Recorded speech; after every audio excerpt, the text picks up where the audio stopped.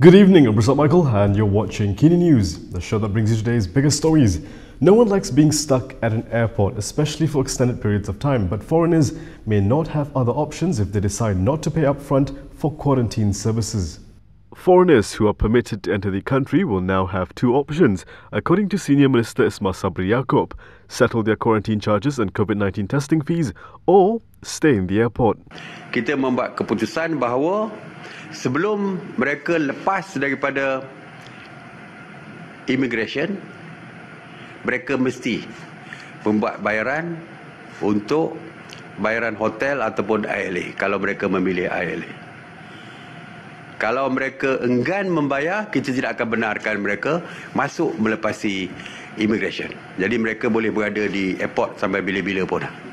Jadi kita tak benarkan mereka masuk dan akhirnya apabila kita tempatkan di hotel, mereka enggan membuat bayaran. Jadi mereka boleh membuat pilihan sama ada nak masuk, dan kalau nak masuk, bayar kos kuarantin.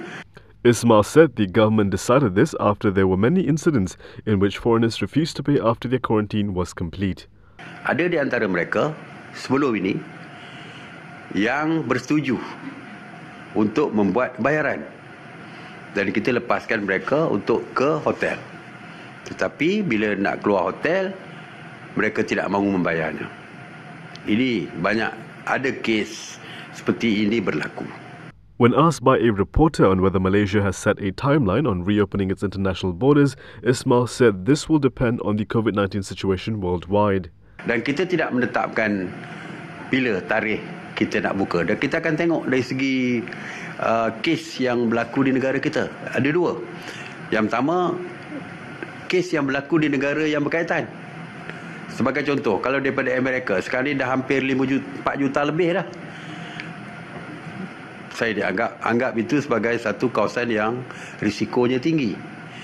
Di Brazil, kalau datang daripada Brazil, 2 juta lebih.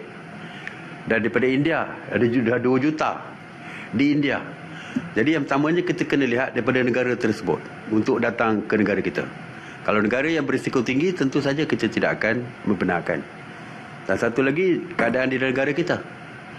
Kalau negara kita sudah clear, tidak ada isu lagi, mungkin kita boleh longgarkan. Tetapi setakat ini, di negara luar pun serius, di negara kita pun masih lagi PKPP belum ditamatkan. Jadi kita kekalkan seperti yang ada, tutup sempadan negara, dan kalau ada seperti yang saya sebutkan, seluruh dunia pun hampir semuanya sudah hijau dan sebagainya, mungkin kita boleh buka. We've all heard about the Sivaganga cluster by now and also how it all started, and the man responsible for it will have to spend time behind bars. After violating a home quarantine order, the owner of a Nasi Kandar restaurant in Jitra, Kedah would end up infecting dozens of people to start one of the largest active clusters in the country. For this, he has been jailed 5 months and fined 12,000 ringgit. The man is believed to be the index case of the Sivaganga cluster, named as such as he had returned from Sivaganga, India, before he transmitted the virus to 45 active cases as of Wednesday afternoon, which spans across 6 districts in Kedah, Perlis and Penang. Previously, Health Ministry Director General Dr. Norisham Abdullah had said that the infection linked to this cluster spread very quickly compared to other infection clusters in the country. He cited concern that this could be linked to a genome of COVID-19 which had been identified as a super spreader in Egypt and Pakistan. The Sivaganga cluster isn't the only one from Kedah. Now there's another cluster in the state which is believed to have started after a man attended a funeral. A new cluster has emerged in Malaysia, known as the Tawa cluster. According to the Health Ministry, from the 15 new cases reported today, 9 were linked to the new cluster in Kedah. Currently, there are 183 people being treated for COVID-19 in the country. The index case for the Tawa cluster is believed to be patient 9113, who is a Malaysian who attended a funeral of a family member on July 31st and August 1st. The patient developed symptoms on August 8th and sought medical help. He was tested positive on August 11th. According to the Health Ministry, all other cases in the cluster were related to patient 9113. There were 30 people at the funeral he attended. So far, 86 tests have been conducted, of which 56 results are still pending. Meanwhile, the Health Ministry today dismissed allegations shared online accusing a student in Lembah Pantai, Kuala Lumpur of having COVID-19. The student in question has been tested twice for the virus, while 54 close contacts were also tested. All tests came back negative. The Perikatan National Government, led by Prime Minister Muhyiddin Yassin, is looking to empower the socio-economic development of the Bumiputra community. Here's how. The Bumiputra agenda will not be forgotten by the Perikatan National Government, as Prime Minister Muhyiddin Yassin told Dewan Rakyat today that the government will remain committed to improving the socio-economic position of the Bumiputras. Kerajaan komited untuk menjayakan agenda Bumiputra melalui Wawasan Kemakmuran Bersama 2030 dan Rancangan Malaysia ke-12 yang akan dibentangkan pada awal tahun hadapan. InsyaAllah saya akan berkeyakinan sekiranya semua pihak menumpukan sepenuh usaha untuk menjayakan semua perancangan yang telah saya sebutkan tadi, kita akan mampu melonjakkan taraf sosioekonomi Bumiputra tanpa menjejaskan peluang dan hak kaum-kaum lain untuk menikmati kemakmuran negara kita secara bersama. Muhyiddin said in a bid to empower the socio-economic development of the Bumiputra community, the government has formed the Bumiputra Prosperity Council, which will be chaired by the Prime Minister himself. Meanwhile, the Bumiputra Agenda Steering Unit, Teraju, will become the main coordinating agency for all Bumiputra socio-economic development agenda. Teraju akan menjadi penyelaras tunggal bagi pengkalan data Bumiputra merentas kementerian, agensi dan GLC. Bumiputra akan diberikan lonjakan berganda menerusi pembentukan budaya keusahawanan di pelbagai peringkat untuk menjadikan Bumiputra sebagai bangsa usahawan. Budaya keusahawanan ini akan terus dipupuk secara bersepadu melalui peranan pelbagai agensi seperti Perbadanan Usahawan Nasional Berhad (PUNB), Majlis Amanah Rakyat (MARA) dan Tekun Nasional serta agensi-agensi mandat Bumiputra. Muhyiddin also told Parliament today that for the second quarter of the year, the Bumiputra unemployment rate was at 5.2% compared to the national average of 5.1%, while the incidence of Bumiputra poverty in 2019 was at 7.2% compared to 1.4% of the Chinese and 4.8% of Indians. With Dr. Mahathir having announced his new party, many may expect to hear news of people leaving Bersatu to join Mahathir. But according to a senior Bersatu leader, thousands are applying to join the ruling party. Those loyal to Dr. Mahathir Mohamad are leaving Bersatu. However, according to a party leader, it's not a big number. The number of people joining the party is far greater. Saya nak maklumkan, hari yang mereka kata nak tubuh parti tu, saya terima hari itu saja 20,000 orang baru untuk menyertai Parti Bersatu. So keluar 6 orang masuk 20,000. So the multiplying effect is good for us. Hamza was referring to the formation of Mahathir's party Pejuang Tanah Air. Since Mahathir's announcement of his new party on Friday, a number of key Bersatu division leaders had quit the party, leading to the collapse of several Bersatu divisions. To this, Hamza said, empty vessels make the most noise.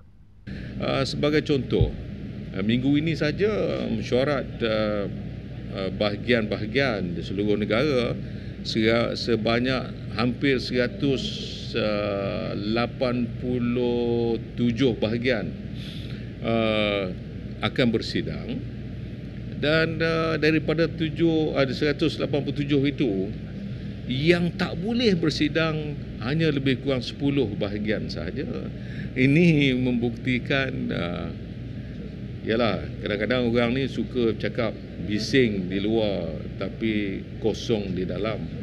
Yang kita lakukan hari ini adalah senyap tetapi memasukkan sebagai banyak isi untuk parti kita Bersatu ini. Last night, Mahathir unveiled the full name of his new political platform during a session to introduce a candidate for the Slim by-election in Perak. The point is this, as I mentioned just now, everybody has their own rights. So if they want to stay, Alhamdulillah. If they want to leave, I can't do much. I mean, if they want to leave, yeah. Hamza also clarified that many still have the misconception that Dr. Mathur Haniskamp was sacked from Bersatu, but in reality it was a choice they made on their own when they decided to sit with the opposition in Parliament last May. Ini membuktikan bahawa kekeliruan setengah orang yang mengatakan ini maknanya perjuangan asal ni tak betul lah kerana pecat mereka. Bukan pecat, dia yang keluar. Macam mana kita nak buat? Kita kata marilah duduk dalam ni, kat luar tu bahaya. Dia buka pintu, dia keluar juga. Macam mana nanti kita nak kata engkau dah keluar, lepas tu dah jadi masalah dia kat luar. Dia kata, bukan kita halau engkau yang keluar. Bila dah ada masalah kat luar lah. Coming up next, how much would you spend for a face mask? How about over 6 million ringgit?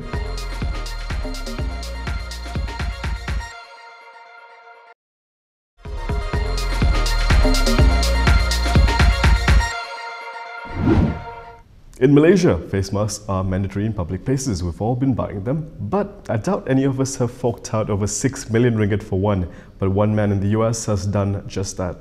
Art rather than ostentation is the rationale behind the world's most expensive coronavirus mask, say the Israeli jewelers who are crafting the $1.5 million object for an unnamed US-based client. Converted to Malaysian ringgit at the current exchange rate, it would cost a staggering 6.2 million ringgit.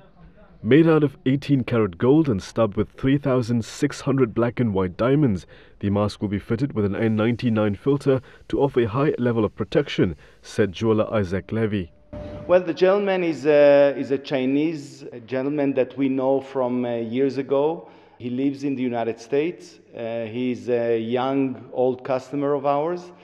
Very charming, very outgoing, very wealthy, and he likes to stand out. So I guess that's one of his ways of doing that. He lives in the United States, and he most probably is going to use it, I don't know, I don't think he's going to use it going to the supermarket, but he's going to use it here and there, I'm sure. The mask, which a team of around 25 artisans are working on, might be viewed as a vulgar display of wealth during hard economic times, but for Levy, it is above all a work of art. He added that it was also a way to protect the positions of the people working in his company's factory in order for them to be able to support their families. Television footage showed smoke billowing from a woodland area near Stonehaven after the ScotRail train derailed following heavy rain overnight. 3 people died in a train derailment in eastern Scotland on Wednesday that left carriages overturned and piled on top of each other on a steep wooded slope, making it hard for emergency services to access the scene. Dark smoke billowed from the site of the accident for most of the day after the ScotRail train derailed in the morning in a narrow valley near Stonehaven, south of the city of Aberdeen. Aerial footage showed one carriage detached from the rail tracks and lying on its side some distance down the slope. Another was completely overturned and had 2 carriages resting on it, one of which was also overturned. 2 air ambulances and about 30 emergency service vehicles could be seen in a field just above the site. With rescue workers hampered by the steep terrain and dense woodland, it took many hours for casualty numbers to be confirmed. The British Transport Police said the driver was believed to have been among the dead. 6 people were taken to hospital with injuries thought not to be serious, and officers believe everyone who had been on board was accounted for. And that is all from me today. For more stories, you can go to keentv.com. You can also follow us on Instagram, Twitter, YouTube and Facebook for the latest news updates. I'll be back with more tomorrow, same time, same place. I'm Prasad Michael. Thank you for watching.